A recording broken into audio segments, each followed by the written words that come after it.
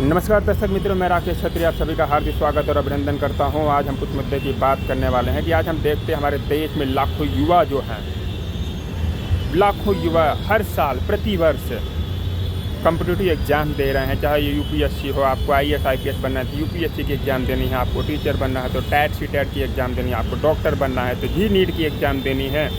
और वहीं एक दूसरी तरफ एक 6वीं 7वीं पास व्यक्ति एमएलए का इलेक्शन लड़ लेता है, एमपी का इलेक्शन लड़ लेता है, जीत लेता है, संसद में बैठ जाता है, विधानसभा में बैठ जाता है और वहाँ बैठकर इस देश के भविष्य का फैसला करता है। मुझे लगता है गैरवाजिबी है और ये कहीं ना कहीं इस सिस्टम में बदलाव लाना चाहिए।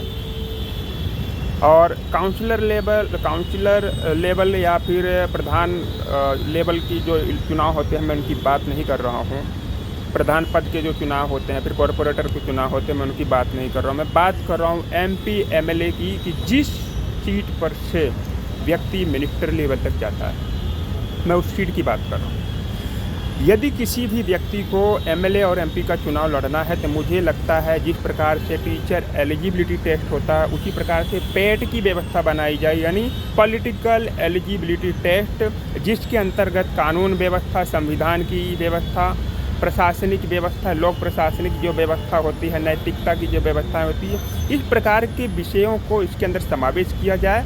और मिनिमम क्वालिटी एजुकेशन क्वालिटी जो है या क्वालिफिकेशन जो है वो 12th पास, अदरवाइज कोई भी स्ट्रीम में ग्रेजुएशन होना चाहिए। और ऐसा व्यक्ति पॉलिटिकल एलिजिबिलिटी टेस्ट क्लियर हुआ हो, पास किया हो, तो ही वह एमपी और एमएलए का चुनाव लड़ सकता है। इस प्रकार का प्रावधान हमारे देश में आना चाहिए ताकि इस देश की व्यवस्था जो है और अच्छी से सुचारू रूप से चल सके या चलाई जा सके।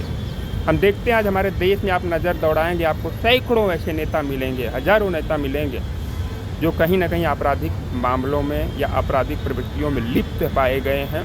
उन पर आपराधिक मामले भी दर्ज हैं, फिर भी कहीं ना कहीं वो विधायक भी हैं, मंत्री भी बन चुके हुए हैं।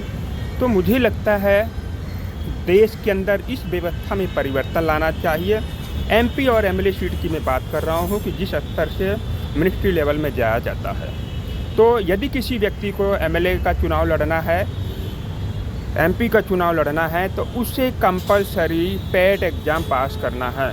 जो व्यक्ति पेट एग्ज़ाम पास किया है, पॉलिटिकल एलिजिबिलिटी टेस्ट जो पास किया है, वही व्यक्ति एमएलए और एमपी का चुनाव लड़ सकता है। उसके बाद यदि कोई व्यक्ति एमएलए का चुनाव जीत जाता है, एमपी का चुनाव जीत जाता है, तो मुझे ऐसा लगता है कि जिस प्रकार बाकी आईएएस आईपीएस ऑफिसर के लिए ट्रेनिंग सेशन रखा जाता है, उसी प्रकार इनके लिए भी 2 से 3 महीने का ट्रेनिंग सेशन रखना चाहिए, ट्रेनिंग प्रोग्राम होना चाहिए।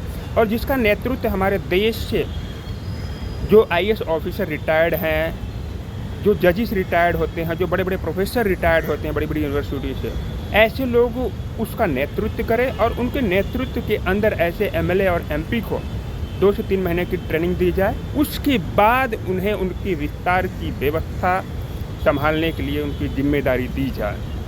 मुझे लगता है इस प्रकार की प्रशासनिक व्यवस्था न हमारे देश के लिए बल्कि देश के प्रत्येक नागरिक के लिए भी अच्छी रहेगी और यह देश को विकास और एक नई प्रगति की ओर ले जाएगी। इस प्रकार की व्यवस्था